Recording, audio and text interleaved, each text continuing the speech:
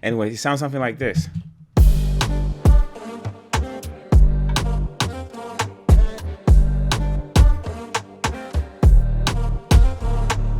What's going on, guys? What's going on? Kintu here, and in today's video we're gonna be making a beat for Salieu NSG type of beat, and it's gonna be in the realm of like I'll say anger war type of beat. So when it comes to this type of beats, one of the things that you have to keep in mind is that the drums are very important, very important.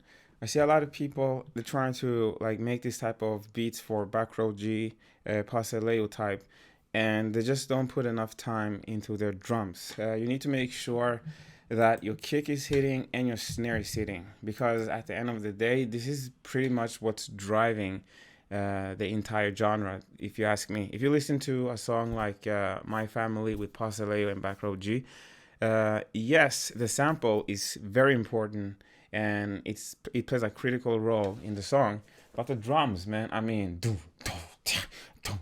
come on, bro. Like, the drums are very important. Anyways, let's go over how I made the kick. Usually, for me at least, when I make these type of beats, I always end up layering my kicks. I've tried to just put on one sample, but for whatever reason, it just doesn't work. I always end up layering them. Anyways, this is how it sounds. I always have like a top part that's obviously for the high frequency, and then I have something for the mid or the meat, like something in the middle, and the low end, right? You can barely hear this, but if you listen to this on big speakers, like, you're really gonna feel the low bottom end. So that's the kick part, and then we have the drums themselves. Now I put a lot of focus on the small parts as well, like the percussion elements that play in between the kick and the snare, and we're gonna go over them in just a second here. But first, let's go over the snare. And when it comes to the snare on this one, I wanted it to be like evolving over time. I didn't want to use the same pitch throughout the entire beat. It's constantly changing. Let me show you guys what I mean. Right? As you can see here, it's changing. Like, this part is only playing a couple of times, and then this one comes in as well. And it also changes here. And some people might say, oh, it's overkill, you can just use one snare. And sure, you can, but me personally, I have to work on it until I'm completely satisfied.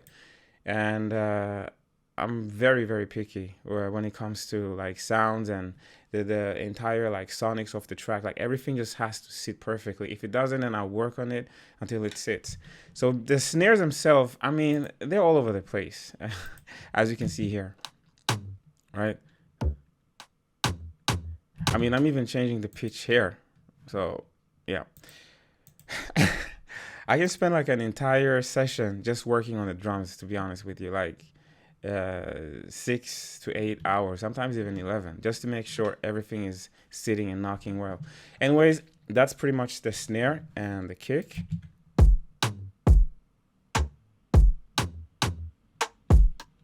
Right, and then we have the miscellaneous. This is like the percussive elements that play in between the kick and the snare.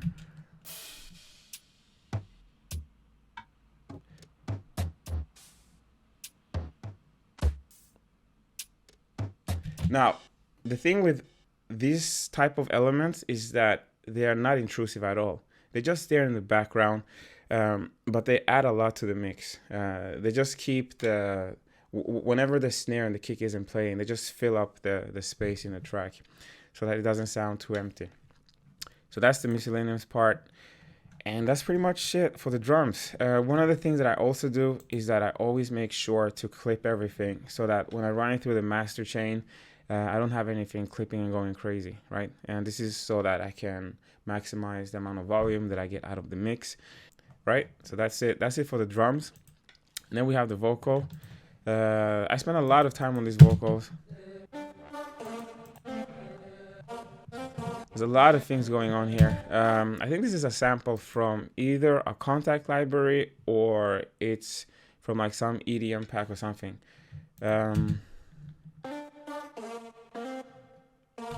And I've already processed the vocal before I bounced them because it was getting so taxing on the CPU, and it was like all over the place, so I had to bounce them down.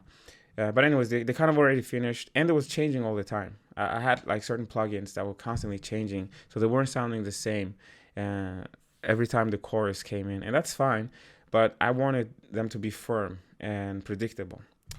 Anyways, those are the vocals, and then those are the main vocals, I mean. And then we also have like this a reverb type of thing in the background. And we can barely hear it, but it just complements the main vocals a lot. And I also have this choir type of thing somewhere here. Let me see. Okay, here we have the choir thing.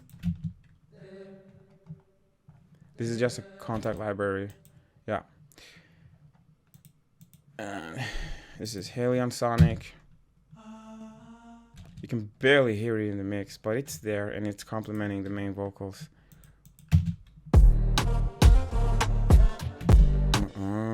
Right. So that's pretty much the vocals, and also have,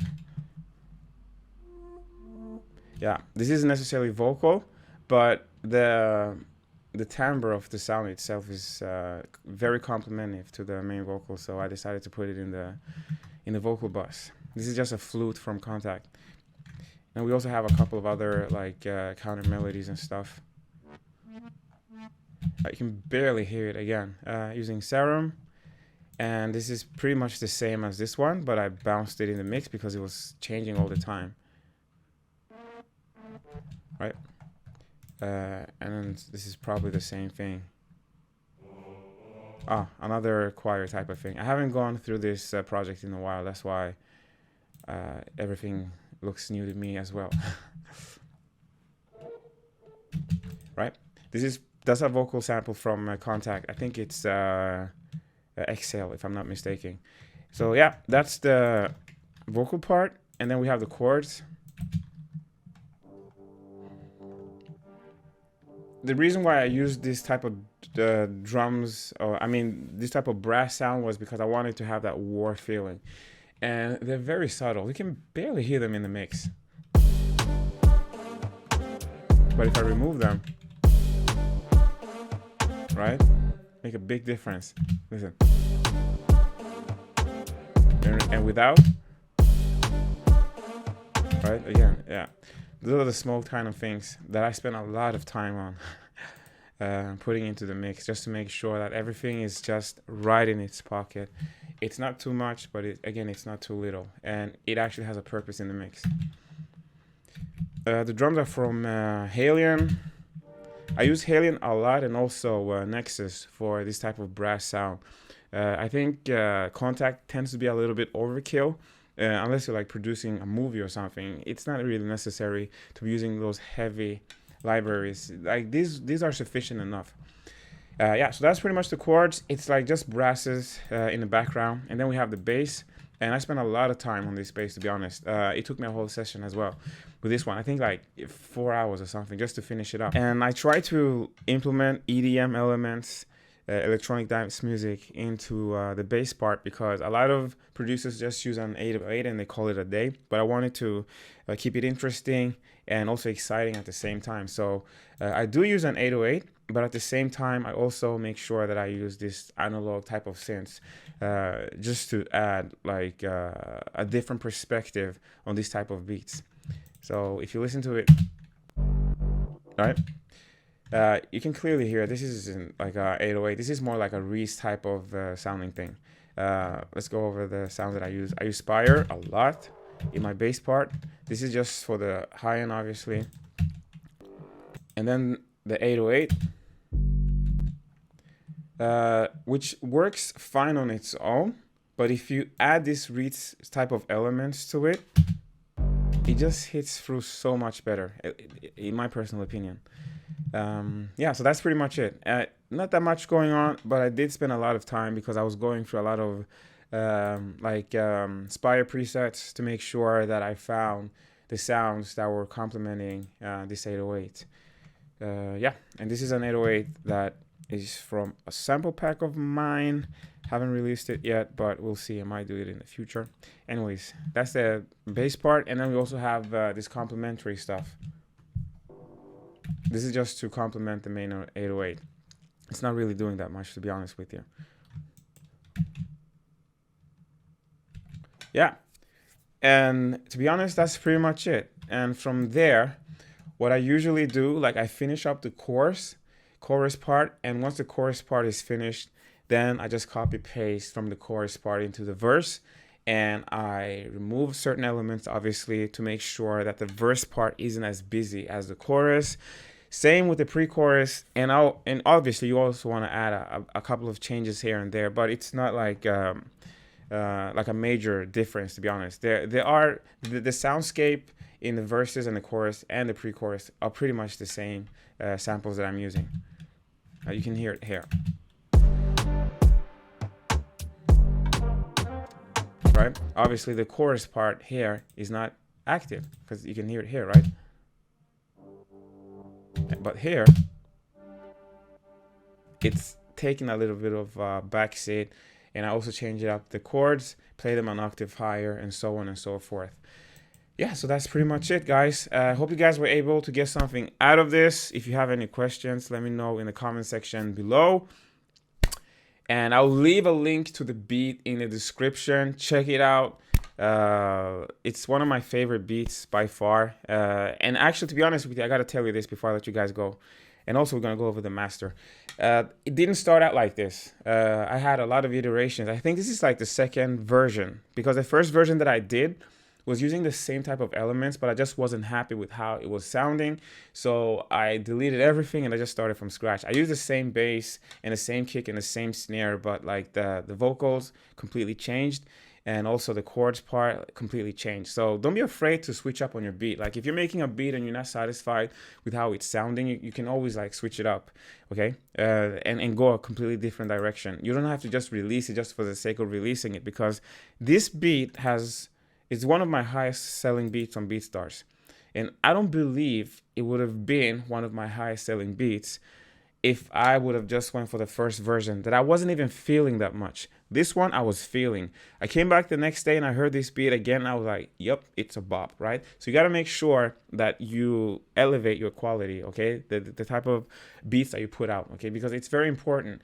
It might not seem like it and you see so many producers releasing so many beats every single day, but it matters, guys, okay? It matters.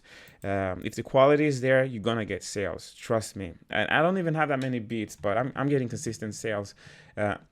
And I do believe it's because I make sure that when I put something out, I'm very satisfied with it myself. And it's something that I can come back the next day and listen to and be like, yes, this is a bop. If it's not a bop, you can still release it, whatever. I mean, you never know. But from personal experience, whenever I really put in my all into a beat, it always ends up doing well. So yeah, with that being said, before I let you guys go, of course, we got to go over the master. My master saying is pretty basic, guys, okay? It's pretty basic. There's not much going on here. I'm using an invisible limiter.